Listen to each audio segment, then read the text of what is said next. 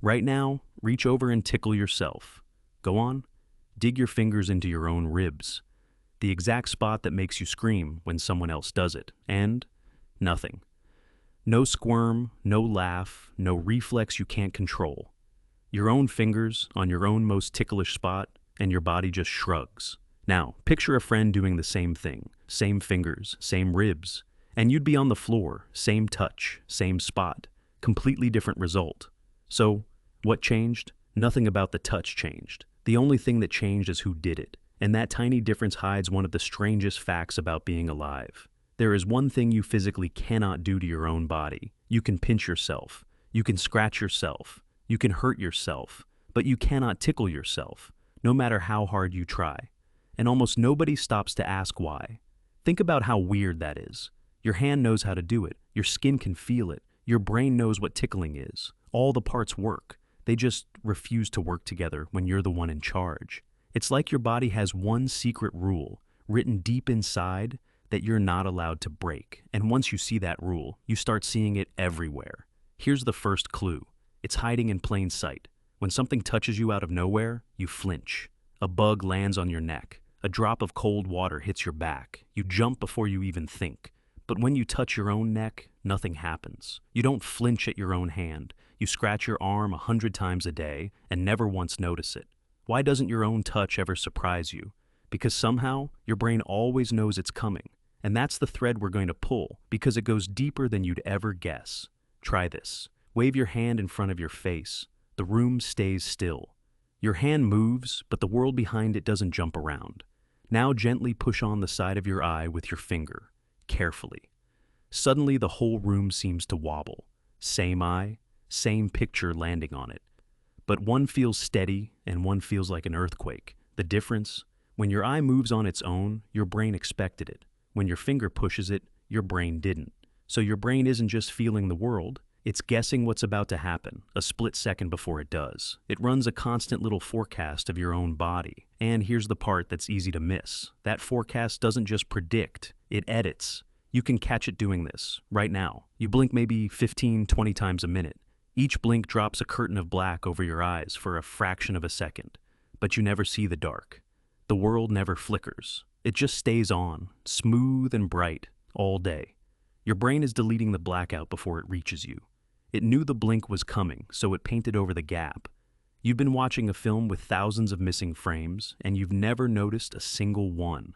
Whatever your brain expects from your own movements, it quietly turns the volume down. Scientists have a name for this. They call it sensory attenuation. That just means your brain mutes the feeling of things you do to yourself. Your own touch always lands softer than someone else's. Always. By design. And that muting doesn't stay quiet. Sometimes it starts a fight. Some of the same scientists tried a simple game. Two people sit facing each other. One presses down on the other's finger. Then they swap, and the second person has to press back exactly as hard as they were just pressed. Sounds easy. It's almost impossible, because your own press feels softer to you than it truly is. So, to match it, you push a little harder.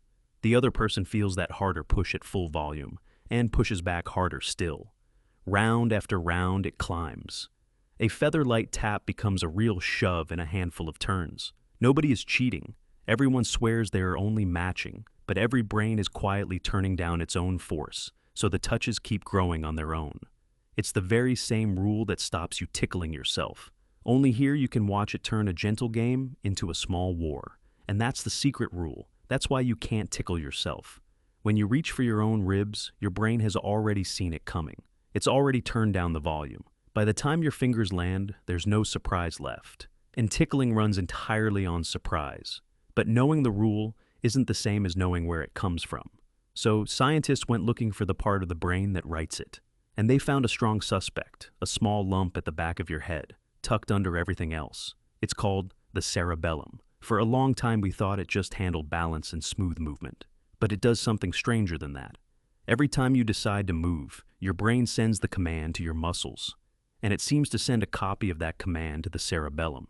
The cerebellum reads the copy and makes a guess. It predicts exactly what that movement should feel like, a heartbeat before it happens. Then, when the real feeling arrives, your brain compares the two. If the feeling matches the prediction, yep, that was me. it gets muted. If the feeling does not match the prediction, wait, that wasn't me. It gets through. Loud. That's the whole machine.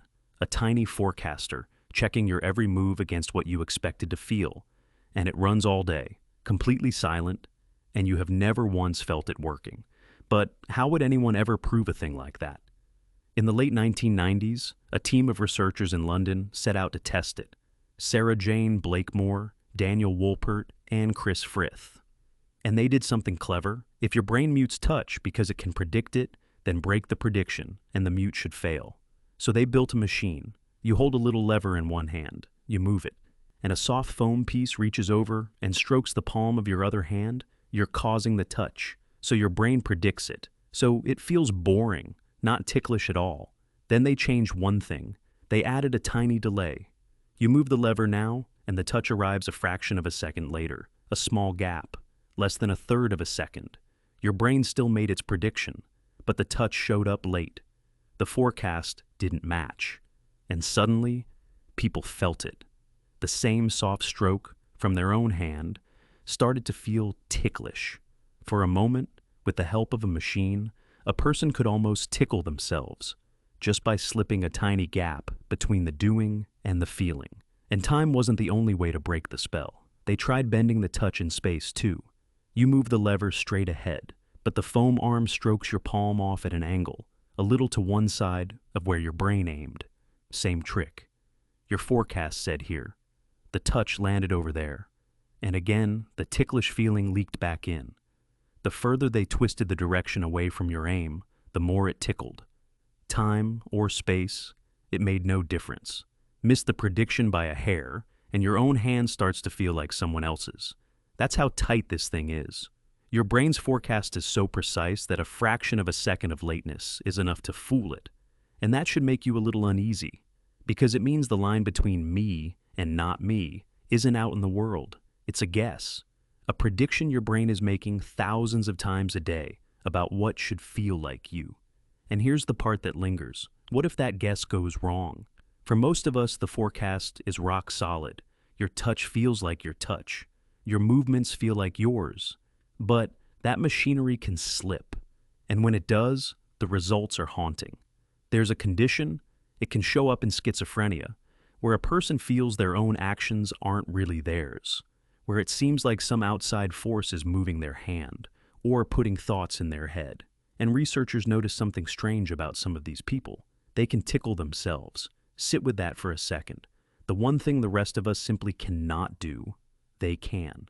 The leading idea is that their brain's forecast has gone quiet. It isn't muting their own touch the way yours does, so their own hand can still surprise them.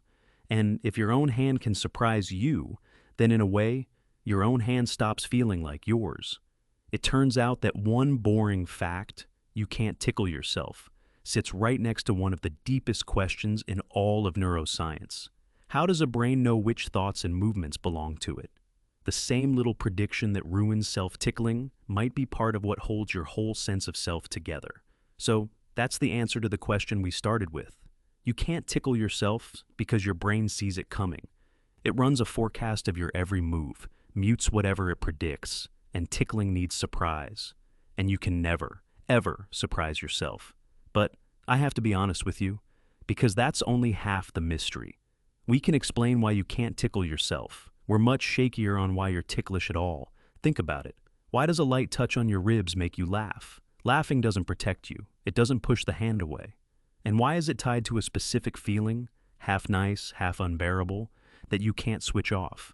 There are guesses. Maybe it's a kind of play, a way young animals practice fighting without getting hurt. Maybe it's a bond between parent and child, written into the skin. And here's a clue that makes those guesses feel real. We're not the only ones who do this. Rats are ticklish.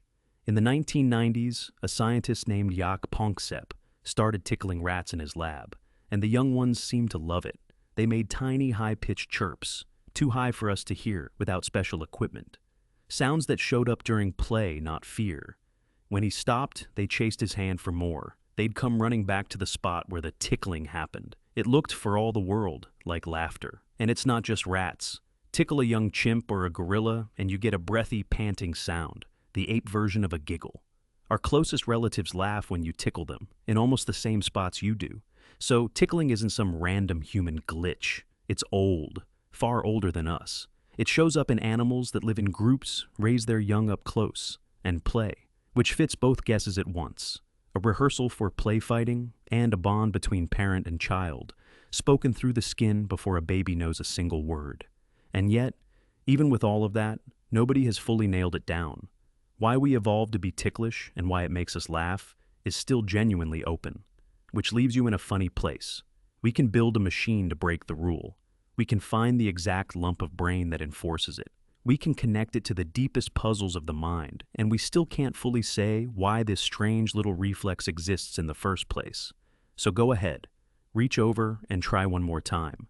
Dig into your own ribs. You already know it won't work, but now you know why.